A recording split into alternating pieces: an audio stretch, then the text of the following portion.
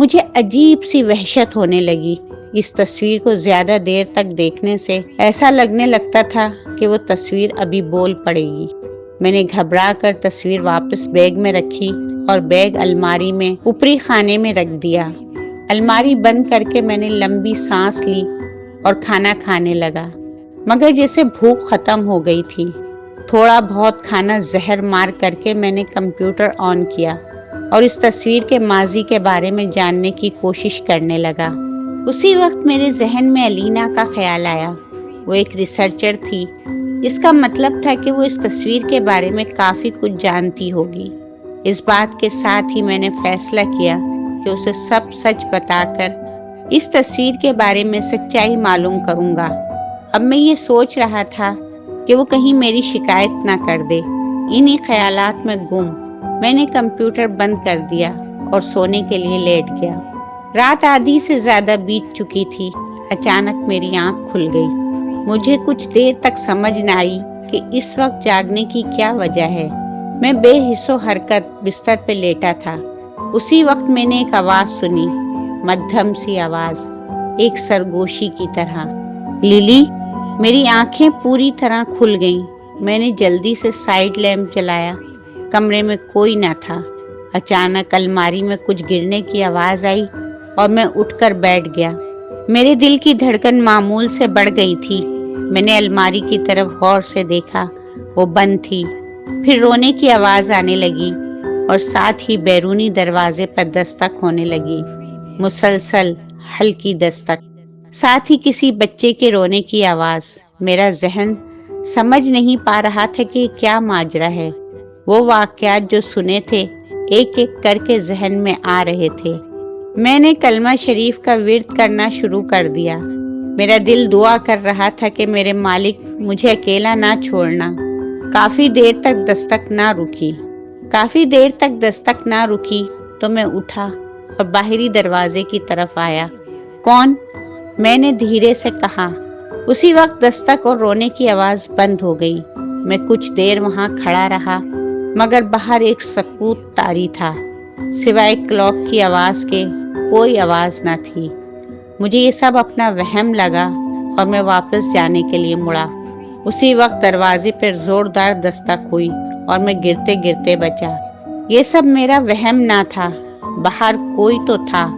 مجھے آج اپنی موت کا یقین لگ رہا تھا۔ میں نے اللہ کا نام لے کر دروازہ کھول دیا۔ وہاں ایک بچی کھڑی تھی، وہی اسکول کے ٹرپ والی بچی۔ میں حیرت و استعجاب کی کیفیت میں اسے دیکھ رہا تھا۔ تم یہاں کیسے آ گئی؟ میں نے بامشکل پوچھا۔ بچی خاموش تھی۔ مجھے ہی کچھ کرنا تھا۔ میں اسے اندر لے آیا۔ اس کی آنکھیں رونے سے سوج گئی تھیں۔ اسے پانی دینے کے لیے میں اسے بٹھا کر فریج سے پانی نکالنے لگا۔ اچانک ایک سرگوشی ابھری، للی اب میری ہے۔ گلاس میرے ہاتھ سے گرتے گرتے بچا۔ کون للی؟ میرا نام للی ہے، اس نے ہلکی سی آواز میں کہا۔ میرا دماغ گھوم رہا تھا۔ یہ کیسا گورکھ دھندا تھا؟ کون تھی یہ تصویر والی لڑکی؟ کیا واقعی تصویر کسی کی موت کی وجہ تھی؟ کچھ سمجھ نہیں آ رہا تھا۔ میں نے اسے پانی دیا اور اپنا سوال دہرایا۔ تم یہاں کیسے آئی؟ مجھے نہیں معلوم، وہ بولی۔ اچھا ٹھیک ہے، مجھے پولیس کو فون کرنا ہوگا۔ میں کمرے کی طرف بڑھا۔ تم یہیں رکو، میں ابھی آتا ہوں۔ میں نے کمرے کا دروازہ کھولا۔ اندر گھپ اندھیرا تھا، جبکہ مجھے یاد پڑتا تھا کہ میں نے سائیڈ لیمپ جلایا تھا۔ میں نے بجلی کا سوئچ آن کرنا چاہا، مگر بلب نہ جلا۔ میں نے مڑ کر دیکھا تو اسی وقت باہری کمرے کی روشنی بھی بند ہو گئی۔ اندھیرے میں نے للی کا نام پکار کر کہا کہ وہ وہیں رہے۔ ڈرے نہیں، میں روشنی جلاتا ہوں۔ میں اندھیرے میں میز کی طرف بڑھا۔ اندھوں کی طرح ٹٹول ٹٹول کر میز تک پہنچ کر میں نے ڈھونڈ کر موبائل فون اٹھا لیا۔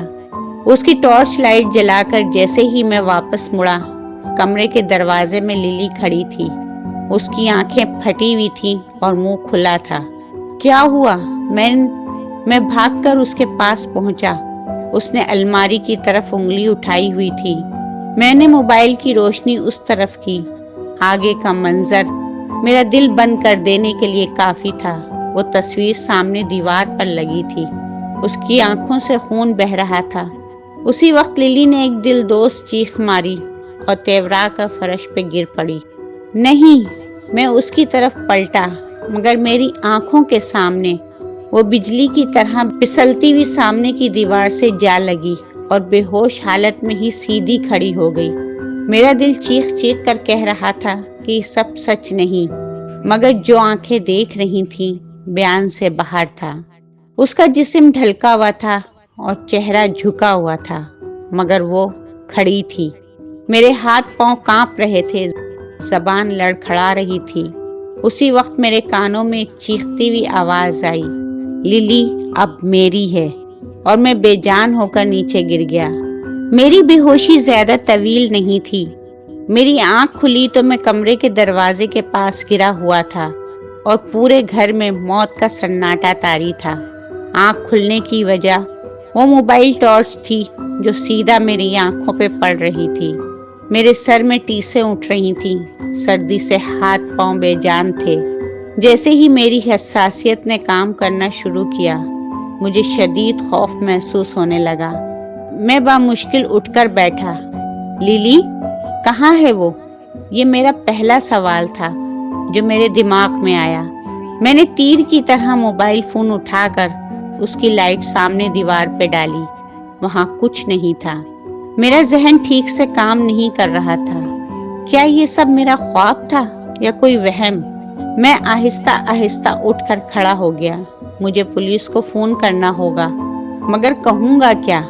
مجھے سمجھ نہیں آ رہی تھی وہ لڑکی کہاں گئی۔ للی، میں نے ہلکی سی آواز دی، مگر کوئی جواب نہیں آیا۔ میں نے جلدی سے باہر نکل کر کچن کی میز پہ نظر ڈالی اور میری حیرت کی انتہا نہ رہی جب میں نے دیکھا کہ وہاں آدھا بھرا ہوا پانی کا گلاس موجود تھا۔ یعنی یہ سب میرا وہم نہیں تھا، وہ بچی واقعی یہاں آئی تھی۔ مگر اب کہاں گئی؟ میں نے خود سے پوچھا۔ گھر اتنا بڑا نہیں تھا کہ میں اسے ڈھونڈ نہ سکتا۔ میں نے لائٹ جلانے کے لیے سوئچ آن کیا، مگر کوئی بلب نہ جلا۔ ایک عجیب پرہول سناٹا گھر پہ طاری تھا۔ میں نے دوبارہ ٹارچ لائٹ کمرے کی سمت گھمائی۔ میرا دماغ چیخ چیخ کر کہہ رہا تھا کہ یہاں سے بھاگ جاؤ، مگر وہ بچی اگر یہاں آئی تھی تو کہاں گئی؟ میں کسی بھی طرح اس بچی کو بچانا چاہتا تھا۔ کمرے میں قدم رکھنے سے پہلے میں نے آیت الکرسی پڑھ کر حصار کیا اور اندر داخل ہوا۔ للی، میں نے آواز دی۔ میری روشنی کی سمت الماری تھی۔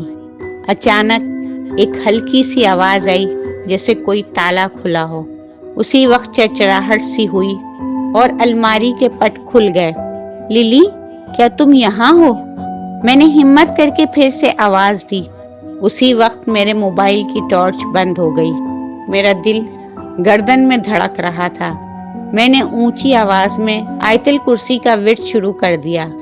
اسی وقت ایک کہکہے کی آواز گونجی اور میں سب پڑھنا بھول گیا۔ میں اندھیرے میں آنکھیں پھاڑے الماری کی طرف دیکھ رہا تھا۔ اچانک الماری زور زور سے ہلنا شروع ہو گئی اور میں نے چیخ چیخ کر پڑھنا شروع کر دیا۔ اسی وقت الماری ساکن ہو گئی اور اس میں سے للی باہر آ گئی۔ للی، میں نے اسے آواز دی۔ وہ پھوٹ پھوٹ کر رونے لگی۔ میں پریشانی میں آگے بڑھا، مگر ایک قدم اٹھاتے ہی وہی مکروہ کہا سنائی دیا۔ اس وقت میں نے دیکھا کہ للی کی آنکھیں انگاروں کی طرح دہک رہی تھیں۔ میرے قدم وہیں رک گئے۔ میں پتھر سا ہو کر ان آنکھوں کو دیکھ رہا تھا۔ میرا دماغ معاف ہو گیا تھا۔ میرے دیکھتے ہی دیکھتے اندھیرے میں وہ آنکھیں بلند ہونا شروع ہو گئیں اور چھت کے قریب جا پہنچی۔ وہ کوئی انسان نہیں تھی، وہ للی بھی نہیں تھی، وہ کچھ اور ہی تھی جو تصویر میں سما گئی تھی۔ اسی وقت میرے ذہن کو ایک جھٹکا لگا اور اعوذ باللہ من الشیطان الرجیم، میں نے آنکھیں بند کر کے پوری قوت سے چیخ چیخ کر پڑھنا شروع کر دیا۔ مجھ پہ رقت طاری تھی۔ میرا دل اللہ سے مدد طلب کر رہا تھا۔ زور زور سے رونے اور چلانے کی آواز میرے کان کا پردہ چیر رہی تھی، مگر میں پڑھتا ہی رہا۔ اسی وقت دروازہ زور زور سے پیٹا جانے لگا۔ میرا گلا بند ہو رہا تھا آنکھوں سے آنسو بہ رہے تھے۔ میرا جسم جیسے ایک قید میں تھا۔ اسی وقت کسی نے دروازہ زوردار آواز سے کھول دیا۔ پولیس، آپ ٹھیک ہیں؟ کوئی چلایا۔ اس آواز کے ساتھ ہی میں زمین پر گر گیا۔ آخری بات جو مجھے یاد ہے وہ پولیس ٹارچ کی روشنی تھی۔ پھر سب تاریکی میں ڈوب گیا۔ میری آنکھ کھلی تو میں اسپتال میں تھا۔ پولیس کو میرے گھر سے بچی بھی مل گئی تھی اور وہ تصویر بھی۔ حیران کن بات یہ تھی کہ تصویر بالکل صاف تھی، جیسے اس پہ کسی نے کبھی کچھ نہ لکھا تھا۔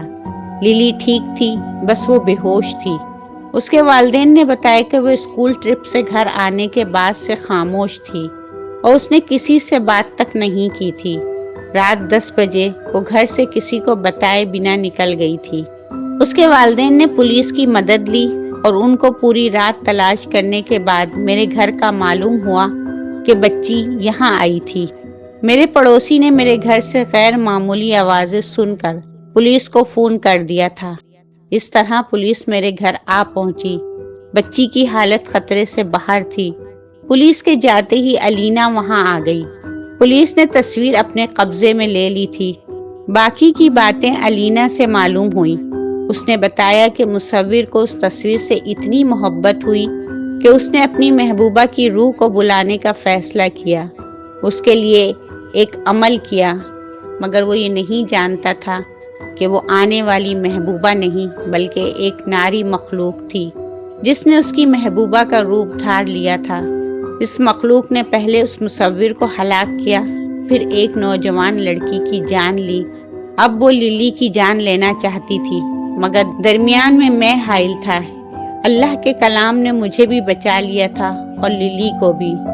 جو کچھ مجھ پہ گزری تھی پولیس اس کا یقین نہ کرتی، مگر پہلے گزرے واقعات اس تصویر کے خطرناک ہونے کی دلیل تھے۔ ان کے معزز پادری نے تصویر کو جلا دینے کا فیصلہ کیا۔ گیلی کے حکام بھی اس بات سے متفق تھے۔ یوں یہ مخلوق اپنے انجام کو پہنچی۔ میں نے وہ فلیٹ، وہ نوکری کیا، وہ شہر ہی چھوڑ دیا۔ مجھے سنبھلنے میں 1 سال لگ گیا، اور الینا آج میری دوست ہی نہیں، شریک حیات بھی ہے۔